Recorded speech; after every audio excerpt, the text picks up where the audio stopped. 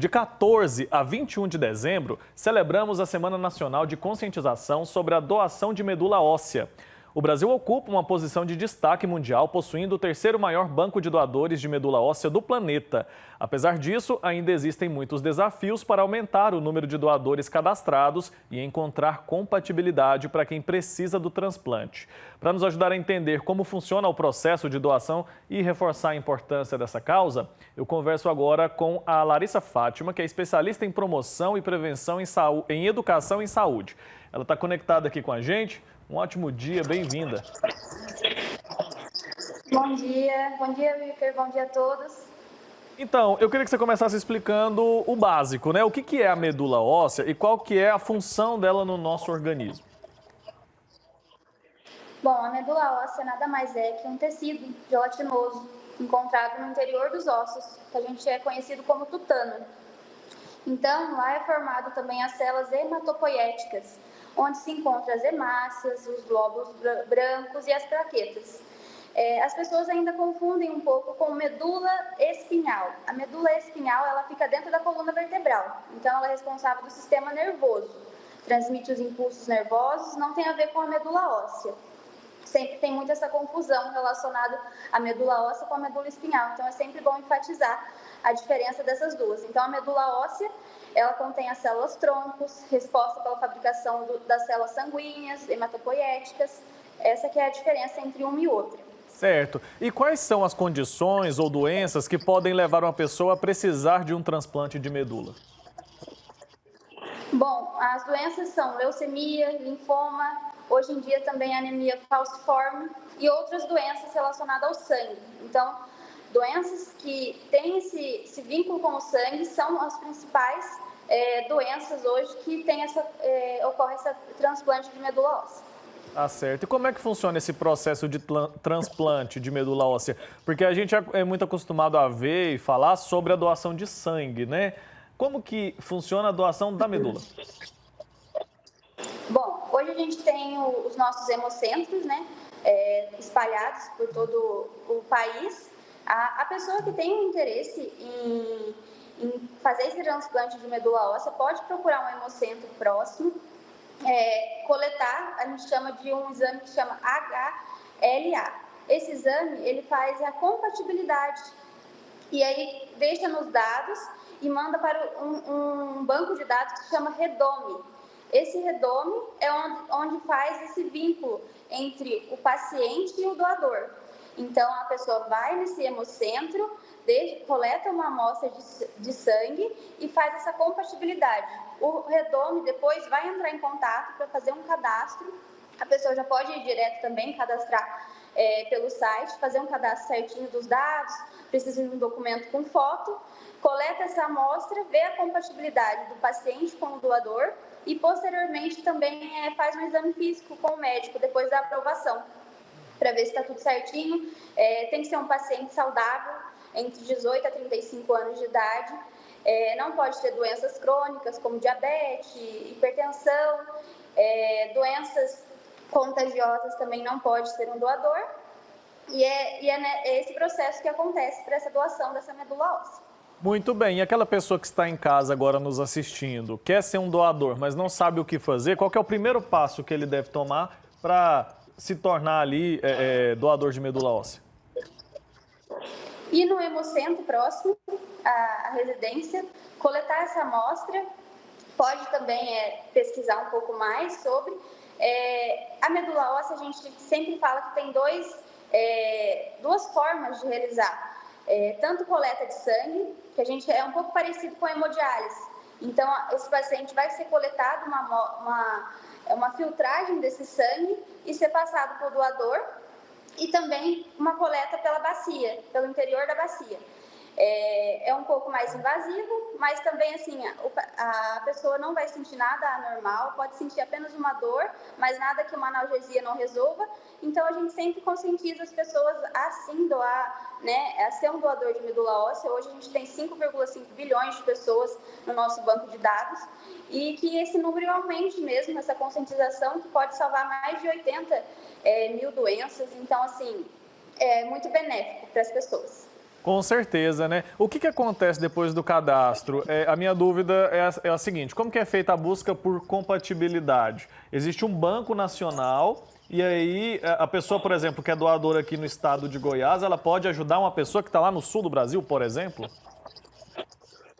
Pode sim. Então, o que acontece? O Redome entra em contato com esse beneficiário que teve a compatibilidade, então, né, vai ser tudo verificado, os genes, a parte genética desse paciente com o doador, com o paciente, viu essa compatibilidade, entra em contato, tem um tempo até de 60 dias entre essa aceitação até o tempo da doação mesmo em si, aí o médico vai avaliar entre essas duas formas que eu comentei, que é a aferese, ou é uma coleta de sangue que vai ser enviado para esse paciente. Então, normalmente, o doador vai receber essa coleta de sangue, né, relacionada à medula óssea, ou ele vai para um procedimento em centro cirúrgico, com anestesia, tudo certinho, mas aí o médico que vai escolher uma dessas duas formas para ser realizado, dependendo de cada caso.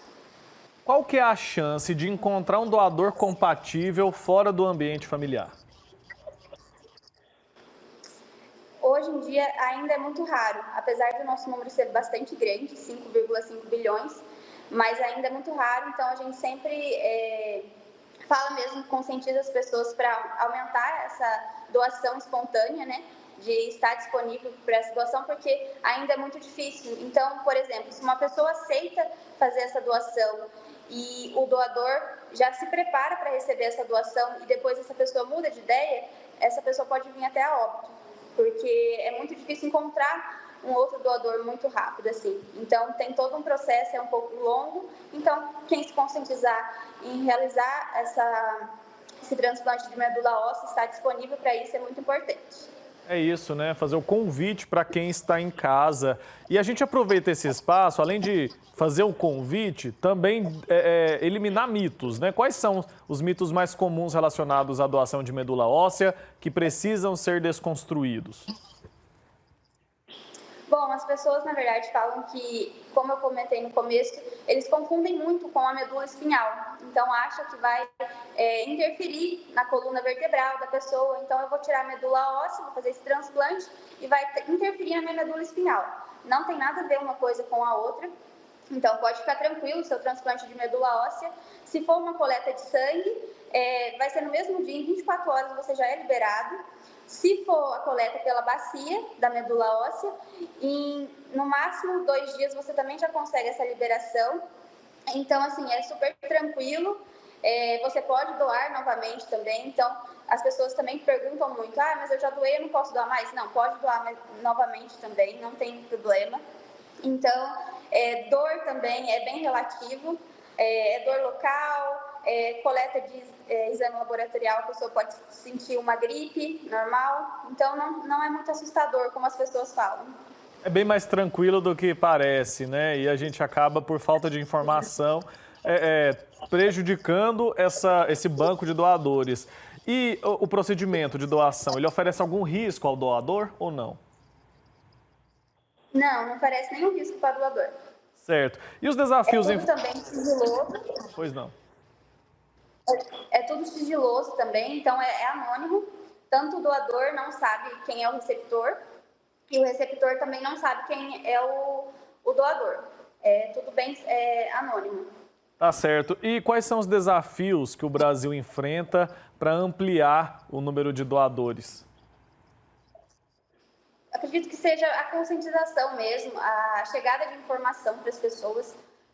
Hoje em dia ainda é um pouco, né, demoradas essas informações, então as pessoas têm esse medo ainda, têm um pouco de receio de ser um doador, então a gente tem que desmistificar mesmo isso e por isso que essa conscientização de falar com as pessoas sobre é muito importante.